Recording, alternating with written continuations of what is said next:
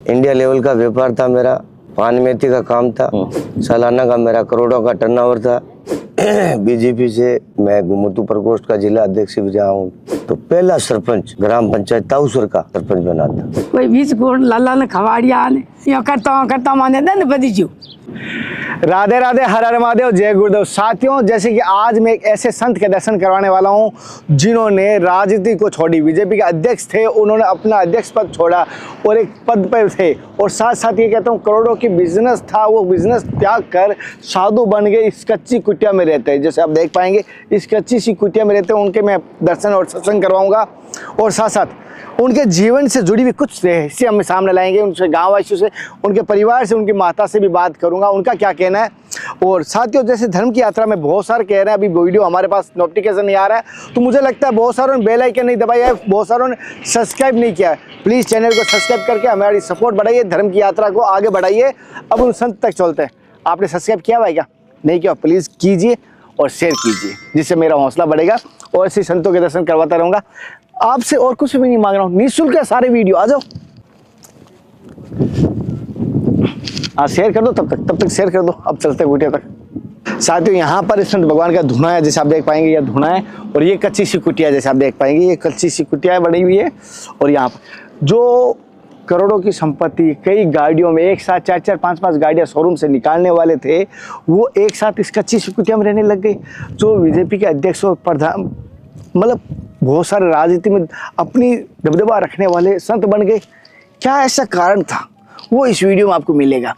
क्या ऐसा नशा है साधु में, क्या इस भगवान में है आनंद, वो पार रहे हैं और हम सोच रहे हैं।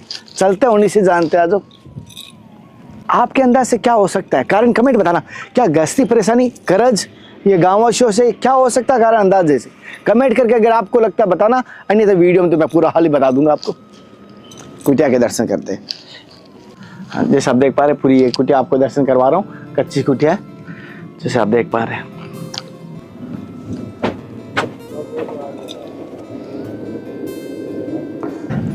साथियों, जैसे कि जिन महाराज जी की हम बात कर रहे थे, उनकी कुटिया के दर्शन करवाए, इनसे थोड़ी सत्संग लेने की कोशिश करेंगे, जानेंगे किस तरह से ये संत बन पाए, क्या ऐसी घटना घटी, वो पूरी जानकारी में लेने की कोशिश की। सबसे पहले उनसे प्रणाम करते हैं, फिर सत्संग की तरफ आगे बढ़ते हैं। पहले प्रभु जी मेरी तरफ से, समस्त भक्तों की तरफ से आपके चरणों में सभी का ओम नमो नारायण, हर हर महादेव। प्रभु जी, जैसे कि मैंने आपका, जैसे कि सभी को पता चल चुका है और गाँववासियों को भी पता है कि अभी आपने इसी कुछ समय हुआ कि कुंभ के बाद आपने संन्यास धारण किया, और तब से आपका नाम परिवर्तन और कह सकता हूँ पुनर्जन्म हुआ है। तो ऐसी क्या घटना घटी कि आपने मतलब संसार को त्यागने की सोची? क्या ऐसी कारण हुआ कि आप इतने ओहदे पर थे, इतने पदाधिकारी थे, फिर ऐसी क्या घटना घटी आप संत मार्ग पे आए? ये धार्मिक रास्ता एक हर कोई नहीं चुन सकता है। आध्यात्मिक रास्ता है, कोई गुरु, जब सच्चा गुरु मिलता है, सत्संग मिलती है, सच्चा गुरु मिलता है, तभी वो ये पद अपना सकता है। ये बहुत पद कठिन पद है। वो गुरु कृपा हो गई, संतों के संधानियन में रहने से, सत्संग में रहने से, अच्छा विचार बनने से। जो भी किया था, मैं व्यापार भी किया था, राजनीति भी की थी, समाज की पंचायतों भी की थी, लेकिन ये सब छोड़ के अब मेरे को ये रास्ता अपना। तो राजनीति में आप गए थे, तो राजनीति में क्यों गए थे? पहले तो आइए जाना था, पहले आप राजनीति का तो राज ये था, मेरा गुरु कृपा से सक्षम था, व्हीकल गाड़ियाँ और थी, आना जाने के लायक था। जब मेरे समाज के, जहाँ मैं समाज में जन्म लिया था, बंजारा समाज में, गुमतू समाज में, उस समाज में मेरी जरूरत थी। समाज वालों को मेरी सख्त जरूरत थी, वो ऐसा समाज में बंदा आ गया है, राजनीति करे। फिर मेरा जाना आना, मेरे राजनेताओं के संपर्क में आ गया मैं। मेरे ग्राम पंचायत ताऊसर में सरपंच, प्रथम सरपंच हुए थे, जो पंडित जवाहरलाल नेहरू ने पंचायत राज की स्थापना की थी, वो अपने यहाँ से नागौर से की थी। तो पहला सरपंच ग्राम पंचायत ताऊसर का सरपंच बना था, हमारे पंचायत का। यहाँ 2 पार्टियां थी गांव में, फिर एक पार्टी से हमारा संपर्क हो गया, मेरा परिवार का नाता जुड़ गया। उस समय बाद में मेरा भी वैसे समझ ली थी मैंने, वैसे राजनीति में मैं राजनेताओं के साथ में रहने लग गया। अच्छा। स्वर्गीय भंवरलाल जी संगम राजनेता थे बड़े, उसके संदानी में मैं रहा था। फिर 2000 में मैं कृपा राम देवड़ा है जो यहाँ का सरपंच बना था, उस समय में वार्ड पंच था 1 नंबर का। तो गुरुजी आप जैसे कि कौन सी पार्टी से, सुना है कि बीजेपी से आप अध्यक्ष भी रहे हो, क्या ये क्या सच्चाई है, कौन से पद पे थे आप? बीजेपी से मैं गोमुतु प्रकोष्ठ का जिला अध्यक्ष भी रहा हूँ। अच्छा। वैसे तो शुरू से जितना हमारा गोमुतु समाज है राजस्थान में बसा हुआ है, ये बीजेपी से ताल्लुकात रखते हैं। जो ये बंजारा समाज, गोमुतु समाज, अभी तो मेरी संतों की कोई जाति पाति नहीं होती है। अब तो मैं गिरीनामा हूँ, श्री पंचदश नाम जूना खड़े से तेरामढ़ी से साधु में। तो गुरुजी जैसे कि ऐसा आपने कहा नॉर्मल ऐसा संजोग हो गया, गुरु मिले तब इसलिए, तो ऐसा कोई ना कोई घटना घटी परिवार में हुई है, राजनीति में हुई है, समाज में हुई, साधु की तरफ कोई ऐसी कोई घटना ऐसी मेरे इस तरफ ऐसी कोई घटना नहीं था कि देखो मेरे को इस घटना घटने के प्रति मैं ये भेद लिया, ऐसा कोई मेरी सोच नहीं थी, नहीं मेरी घटना थी ऐसी घटी है। मेरा तो ये तो क्या, मैं छोटा मुंह बड़ी बात होती है कि जो संत बीज होता है वो कहीं भी जन्म ले लेता है, उगने के बाद में उसकी थोड़ी खुशबू होती है, जो सब सोचता है, फिर उसके बाद में पता लगता है कि ये तो आत्मा कुछ अलग है, ये मनुष्य जीवन कुछ अलग के हिसाब से मिला है, कुछ करने के लिए मिला है अपने को।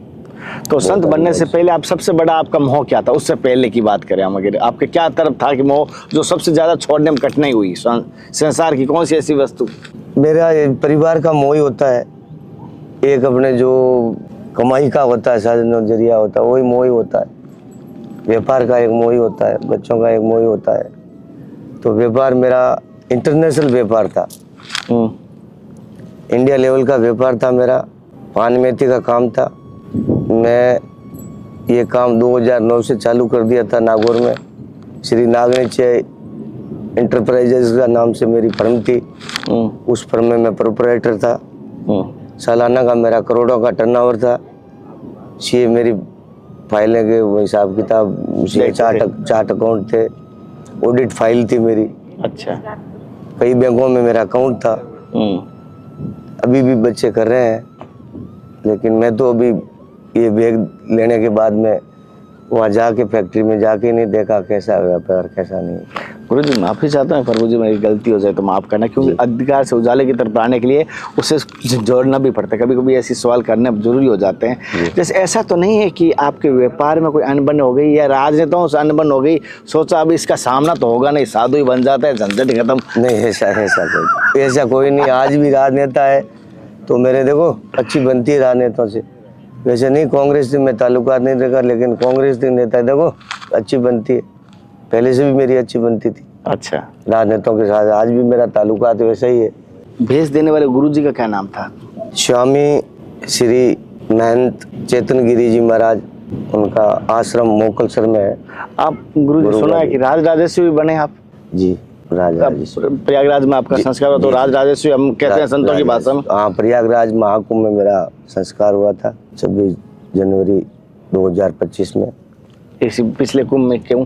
हाँ, पिछले 1 साल पहले। 1 साल पहले। तो गुरुजी अब 1 साल इस मार्ग पे आए हो, कहना नहीं चाहिए, इसमें तो अलग ही प्रकार दुनिया रहती है, जैसे कि सब चीजें, तो कैसा रहा इस साल का आपका संत बनने के बाद के जीवन का अनुभव? मैं तो ये जो बैग पहना उसी दिन मेरे का जन्म हुआ था, पुनर्जन्म हुआ था। मैं पहले दिन की बात कर रहा हूँ। उस दिन का मैं जो आपको कहना चाहता हूँ, तो मैं भगवान के आगे हाथ जोड़ के कह रहा हूँ, मेरा एक जन्म, नया जन्म होकर मेरा एक जो भी उजाला हुआ है मेरे अंदर, आत्मा के अंदर, वो मैं आपको उसका बखान करूँ तो भी कम है।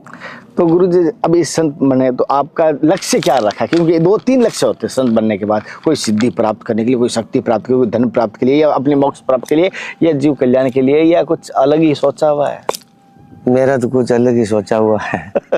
आपने बहुत अच्छा पूछा सवाल, भी करना चाहिए ताकि संत को, समाज को भी पता लगे, देश भी, समाज को पता लगे, सबको पता लगे, देखने वाले भाई जो भी अपने को। मेरा एक उद्देश्य ये है, धार्मिक सनातन धर्म को बढ़ावा देना, गौ माता की सेवा करनी, आश्रम में संतों की आएगी या कोई सेवा जो भी मेरे से बनता है करूँगा। सेवा की सोच के ही मैं बड़ी सेवा की यहाँ आश्रम भी सोच रखा है, गुरु की कृपा होगी तो एक अन्नछत्र का कार्य भी यहाँ चालू करेंगे।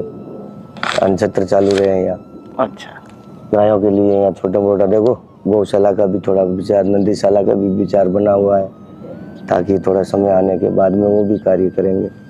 माफी चाहता हूँ गुरुजी, जैसे आपने गृहस्थी छोड़ी, 2 बच्चे छोड़े, 4 पर छोटा सा घर छोड़ा और वहाँ छोटी सी गृहस्थी छोड़ के यहाँ बड़ी गृहस्थी बसा ली, तो गृहस्थी कहाँ छोड़ पाए आप?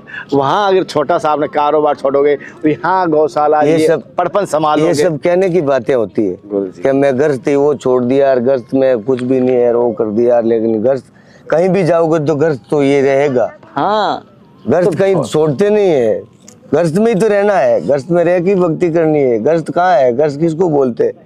जहाँ ये सब है अपना, ये गृहस्थी तो है नहीं। कहीं भी जाओगे तो गृहस्थ अपने को वो होगा ही। जो ये आध्यात्मिक जो संत निकलते हैं, ये गृहस्थी निकलते हैं। जितने बड़े बड़े संत हुए वो गृहस्थी से निकलते हैं संत।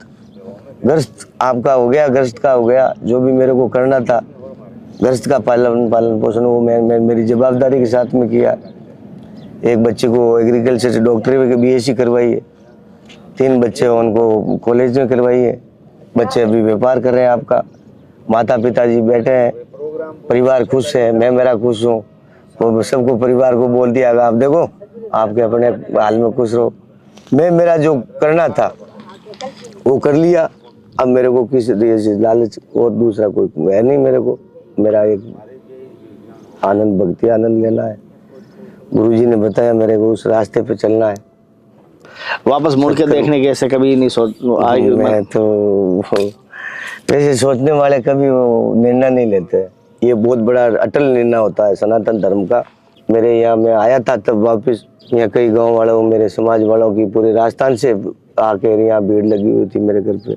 मेरे को समझाने की कोशिश परिवार वालों ने भी की। मेरे जो साथ में रहते राजनीति वाले उन्होंने भी, यहाँ राजनेताओं ने आके भी की। मैं उस समय उप सरपंच के। तो गुरु जैसे अभी तो आपने बन गए संत, कहने आगे उम्र आती है, अवस्था आती है, जैसे आगे पड़ाव आएगा तो उसमें शरीर की सेवा की, पूजा की मतलब आवश्यकता रहती है। तो उस समय कैसे क्या होगा? उस समय तो हम तो देखो एक पल की सोचते हैं, कल की नहीं सोचते हैं। संत हम तो आज भी बैठे हैं, जो भी अभी बैठे हैं ना, अभी जो कर रहे हैं वो अपना है। तो कल किसी ने नहीं देखा, नहीं मैं कल किसी के लिए मैं इतनी लंबी कहूँगा मेरी सेवा आगे कौन करेगा? कुछ नहीं करेगा।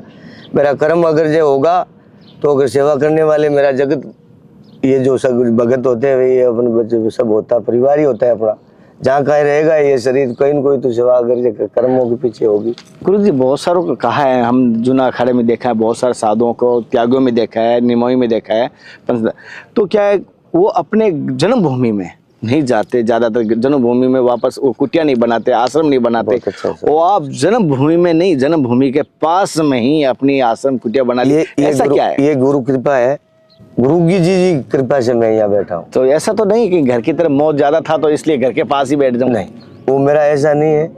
मेरे गुरु बाप जी ने, मेरे परिवार वालों ने, यहाँ के आसपास वालों ने जो बताया उनको कि भाई देखो इनकी हमारे को थोड़ा मांग, महाराज जी को तो कोई मांग नहीं है हमारे बारे की, कोई घर परिवार की, लेकिन हमारे परिवार की और की समाज को, जनता को इनकी मांग।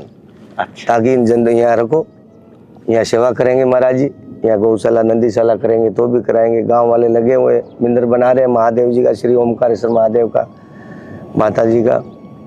तो बढ़िया ठीक मंदिर बन जाएगा, सेवा पूजा होती रहेगी। आदमी धार्मिक की कुटिया, रोड पे कुटिया आते रहेंगे संत समाज के। तो गुरु जो जी भी सेवा होगी काम करेंगे। आपका एड्रेस मैं सार्वजनिक कर सकता हूँ? हाँ जी। क्या नाम से है ये स्थान? ये श्री ओमकारेश्वर महादेव मंदिर, रामनाडा, ग्राम रामनाडा, पंचायत अटियासन, जिला नागौर, राजस्थान। जैसे इन्होंने बताया, मैं कोशिश करूँगा इनके जीवन का अनुभव लूँगा, लेकिन कोशिश करो सभी से, मैं इसलिए इनका अंधकार से उजाले की तरफ लाने की कोशिश कर रहा हूँ। मैं धर्म की यात्रा में आपको कोशिश कर रहा हूँ, संतों के दर्शन। जैसे इन्होंने घर त्यागने के कारण हम कोशिश करते हैं, संत महात्मा ही कहते हैं गृहस्थी बड़ी है, गृहस्थ में भजन किया जा सकता है, और फिर वही घर त्याग के आते हैं और हमें कहते हैं घर त्यागने की। तो उनसे इसलिए मैं ज्ञान की सत्संग लेता हूँ, क्योंकि कभी कभी आपने देखा होगा हमारे राजस्थान में कहावत है, गुरु जी माफ़ी चाहता हूँ, बाबू जी खुद तो बैंगन खावे गाँव में प्रमोद बतावे जी। हमें कहते हैं घर में भजन करो, लेकिन आप तो घर त्यागते हो। इसलिए हम सोचते हैं ऐसा क्या कारण है, हमें गृहस्थ बता रहे हो, आप घर त्यागते हो। मैं आपको बता, जो भी मेरे सोच है वैसी बताना चाहता हूँ के भगत बीज पलटे नहीं जे जागनत, ऊंच नीच कर जन्म रेवे रेवे संत का संत। भगत बीज कहीं भी पैदा हो जाता है, कहीं कूक में मात की जन्म तो लेता ही है। मतलब ये अंकुरित लेट हुआ बीज। हाँ अंकुरित लेट हुआ है, ये सच्चाई है। क्यों, बीज तो था ही, जब जागा तभी से मेरा। हाँ ये जब भी मेरा हुआ, बचपन से मेरा तो अध्यात्मिक रास्ता था। मेरे मातृ शक्ति सामने खड़ी, जन्म देने वाली मात्रा। मैं इनके माता जी के भी उनसे कूक में, हाँ उनसे कूक में लिया जन्म, तो उनको तो पता है। देखो कैसा बीज को मैंने जन्म दिया है, संत बीज भगत बीज है, कैसा है। तो देखो मेरे मुंह से इतनी बात नहीं बताना चाहता हूँ।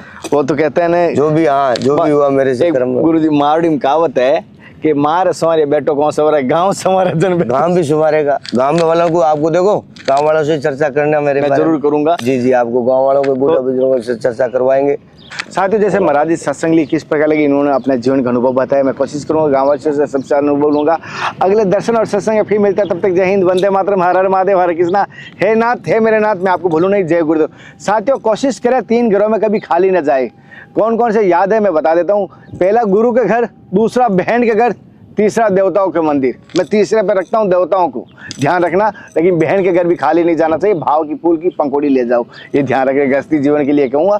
अगले दर्शन का फिर मिलते हैं, तब तक जय हिंद, वंदे मातरम। साथियों, जैसे कि जिन महाराज जी के मैं की बात कर रहा हूँ, उनके माता जी के मैं दर्शन करवाने की कोशिश कर रहा हूँ, उनसे थोड़ी जानकारी कोशिश कर रहा हूँ किस प्रकार। और पास में उनकी पुत्री है, वो भी हमारे साथ जुड़े हुए हैं, तो उनसे भी जानकारी कोशिश करूँ। क्योंकि गृहस्थ जीवन से वो इतने बड़े पदाधिकारी या संपन्न थे, फिर इन्होंने क्यों घर त्यागा, उनके माता जी से जाने। पहले तो माता जी हर हर महादेव प्रणाम।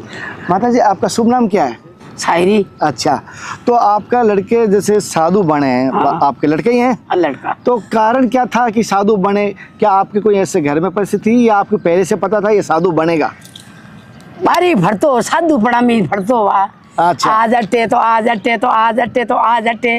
वहाँ फटता आणि धन धन लागोड़ी साधु संतों में रहती। हाँ। आज गुजरात के ऊपर, आज अहमदाबाद के ऊपर, आज कट्टी नागौर जाती हो, आज यो जाती हो फटतो ही हो। वहाँ फटे वहाँ कहीं कीधो जो गयो परो आतना वहाँ रोटी बीजी खाई रे आपरा रजायो हजायो कोमड़ो रे बे घले ठेला में मने ठा कोनी भाई कटी मेथी खरो मार तो गद्दा में मेथी रो मेथी रा गद्दा में जावे भाई बच्चो के वहाँ मारे हदे मारे नमस्कारी करे उन्हें मार को हाथ फेरायो बाप का हाथ फेरायो फटे मने ध्यान पड़ी मारी नींद जागी अरे मुँह को आज हाथ की कर फेराई हो तो हाथ फेरान गयो करो मीना भरी रे भाई आओ तुम भाई आओ तो के माँ मुँह आऊँ तू आजा तने हनन करा दूँ परिया राजकुंभ में तने हनन करा दूँ तार बीन ने लिया पिंकी ने लिया दिनेश रिपू ने लिया तू आजा थारे टपुड़ो लेन आगे हो ओ क्या बकरियों मने मुझे पीरा माँ पोरो मीनो मने हल्दी लाग जाए मुँह करने आऊँ मारू आई जे कोनी तो तू कोमड़ ओढ़ले थारी टैक्सो घटा दूँ